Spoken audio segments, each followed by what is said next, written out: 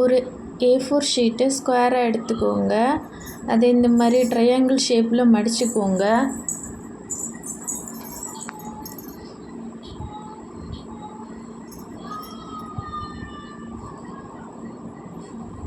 அதுக்கப்புறமா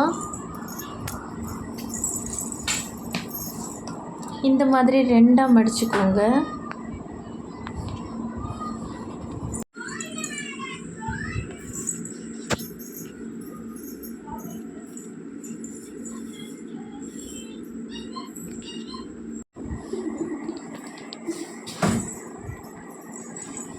அதுக்கு பிறகு இந்த மாதிரி இந்த ட்ரையாங்கிளை எடுத்துட்டு 2 ட்ரையாங்கிளையும் இந்த மாதிரி பண்ணிவிட்டு இந்த லைனை உள்ளே விட்டுக்கோங்க.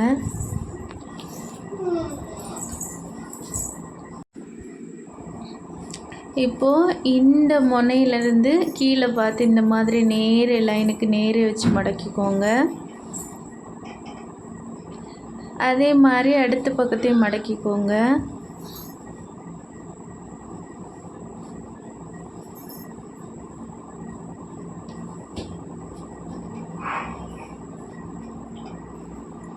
அதுக்கப்புறமா அந்த இடையிலிருந்து இந்த மாதிரி மடக்கிக்கோங்க. அடுத்த பக்கத்தையும் அதே மாதிரி மடக்கிக்கோங்க. ஒவ்வொரு மடிப்புலேயும் நல்லாவே தேய்ச்சி விட்டுக்கோங்க. நம்ம இப்போ செய்த அதே ஸ்டெப்பை திருப்பி வச்சுட்டு இந்த 2 பக்கத்துலேயும் செய்கிறோம்.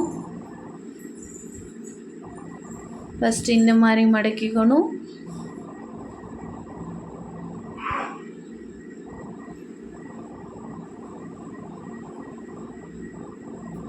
அடுத்த சைடையும் இந்த மாதிரி பண்ணிக்கணும்.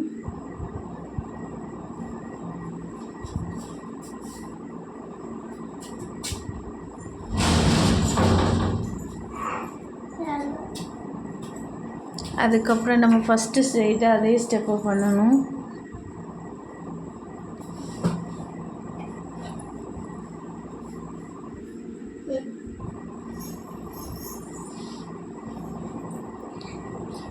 இப்போ இதுக்கப்புறமா இப்படி முனையை பாருங்கள். இதில் 4 முனை மாதிரி இருக்கும். இது அதில் அந்த சரிவாக தான் அந்த லைனே இருக்கும். அதை அப்படியே சரித்து நல்லா தேய்ச்சி அந்த லைனை அப்படியே தேய்ச்சி விட்டுக்கோங்க. 4 பக்கமும் அதே ஸ்டெப் தான் பண்ணணும்.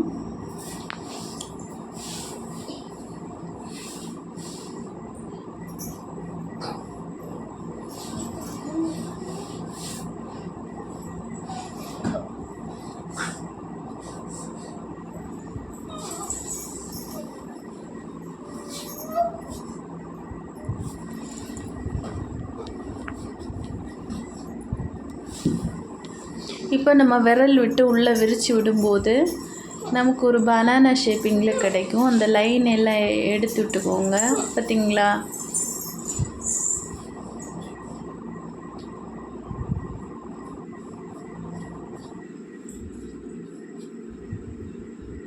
இந்த மாதிரி இருக்கா? அதுக்கப்புறமா நான் இதே மாதிரி இன்னொன்று செஞ்சு வச்சுருக்கேன். முதல்ல எடுத்ததை விடைய அளவில் இது கொஞ்சம் சைஸ் சின்னதாக இருக்கணும். லைட்டாக அதை நெளிச்சு விட்டுட்டு இதை இந்த மாதிரி உள்ளே இன்ஜெக்ட் பண்ணிக்கணும்.